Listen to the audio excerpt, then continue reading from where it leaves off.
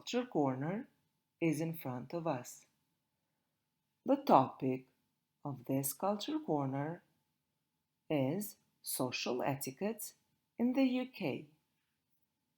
Have you ever been to the UK? Do you know the do's and don'ts of the British etiquette? In Britain, people shake hands when they meet someone for the first time. When they ask, "How are you?" they are only being polite. You should always say please and thank you. Brits use a variety of hand gestures, but pointing is rude. You should take a gift to someone's house if you are invited to dinner. To find out more about this, we are going to listen to a text.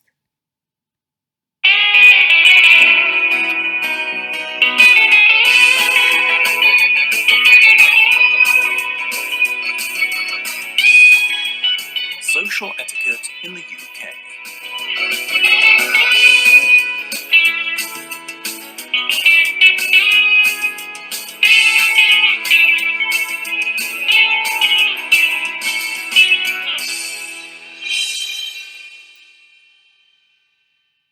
Are you planning to visit the UK in the near future? Since every country has its own set of do's and don'ts, it's worthwhile to find out just what it means to be polite before getting on that plane. Here are a few of the most important rules of behavior. If you are meeting someone for the first time, extend a hand to say hello. Britons greet each other with firm handshakes. Hugs are rare, but kissing on the cheek is not unusual between friends or relatives. Also, it is important to make eye contact while speaking with someone. Otherwise, you will seem rude or insincere. Use titles, such as Dr. Smith or Mr. Norris, to show respect, unless someone invites you to use their first name. Address a woman as Ms, as in Ms. Banks, if you aren't sure if she is married or not. When Brits ask how you are, they don't expect a long reply about your recent headaches or your sore throat. How are you is a typical greeting that asks for a simple answer such as, "I'm fine." You may compliment a person on their new haircut or shirt, but never tell someone that they look tired or unwell, unless you are really afraid that they may be ill. Don't ask someone how much money they make, or how much money they've spent on something. Also, never talk loudly on a mobile phone in public, and be aware that taking a phone call during meal times is considered to be extremely rude.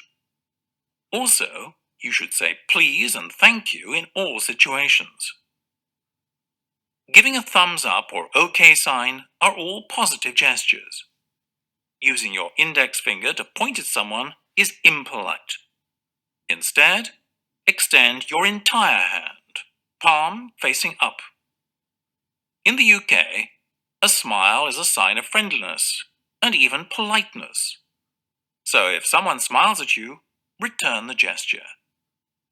However friendly Brits may seem, though, they still prefer that you don't get too close to them. Keep a distance of about half a meter from people, unless you are in a crowded place. Sharing a meal with Brits shouldn't be a stressful event.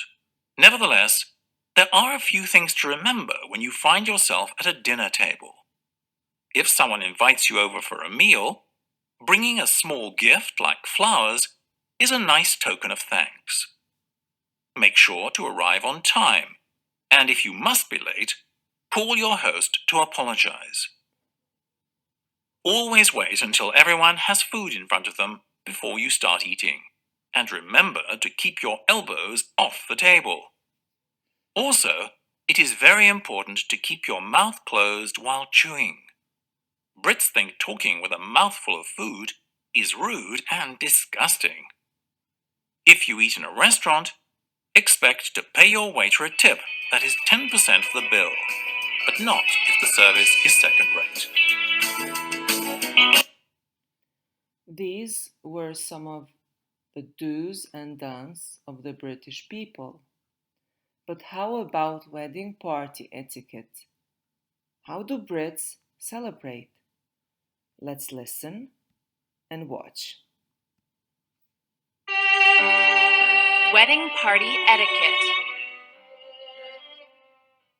From the best man to the ring bearer, the wedding party will share many responsibilities and duties leading up to the big day. Today we're speaking with wedding planner Maddie Kay for some wedding party etiquette. What is the role of the best man in the maid of honor? The rules have changed so much and it varies, and especially now with wedding planners, the rules for maid of honor and the best man on the day of the wedding is very limited. Obviously, you still have to make a toast, you still have to make a speech, the best man more so than the maid of honor. But in other instances, rules would be to host a bridal shower. But nowadays, a lot of mothers and mother-in-laws are getting involved in this as well, and they're doing bigger events where, yes, the maid of honor is involved, but she's doing it with the parents, the mothers from both sides. As for the best man, obviously you've got the bachelor party, which is the hugest thing, and him and his buddies plan. But nowadays, again, more and more the grooms are getting involved and they're dictating on what they want to do, whether to go to Vegas or whether to do it in Miami or do it here. So the rules have changed quite a bit. Are there any other responsibilities that the bridal party has? It depends on how elaborate your wedding is. Something very simple could be if you've got programs during ceremony, the ushers, which is the groomsmen, would be responsible to distributing that program to guests. Something else would be the florist might deliver the boutonnieres and the bouquets, and one of the bridesmaids would be in charge of distributing those to the right people, making sure that the bride has her purse or her makeup whenever she needs it. One of the groomsmen, typically either the best man or the brother of the groom, or even sometimes it's not even the groomsman, it's the father of the bride or the groom that would be responsible for envelopes, at the reception, who would be in charge of that, moving it to put it in a safe area so that, no envelopes are missing. Same thing with gifts, they would be responsible for that. And then maid of honor usually makes sure that they're bringing back everything that's of sentimental value for the bride, such as the guest book, the knife for the cake cutting knife, the flutes, and anything else that has a sentimental value. Now, what are some good gifts to show your appreciation for the bridal party? The great gifts over the years have been more personalized. When I say personalized, it's personalized to the person they're giving it to, So you think about it. Did you know that your maid of honor loves jewelry, or she's into antiques or vintage collections?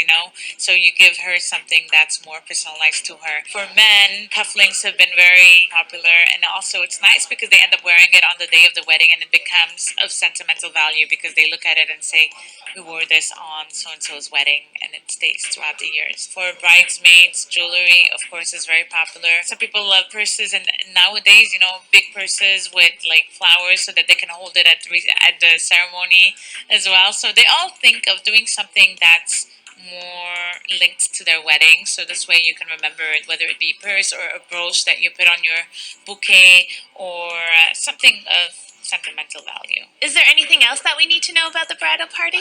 Make sure that you make your selections smartly. Don't put somebody just because you've had that person in your life for years and years since you were kids, and you put them just because you have to. Think of now and think of the future. Who are the people that are dear to you, and who are the people that you see that will still be there years and years to come? Well, thank you very much. You're very welcome.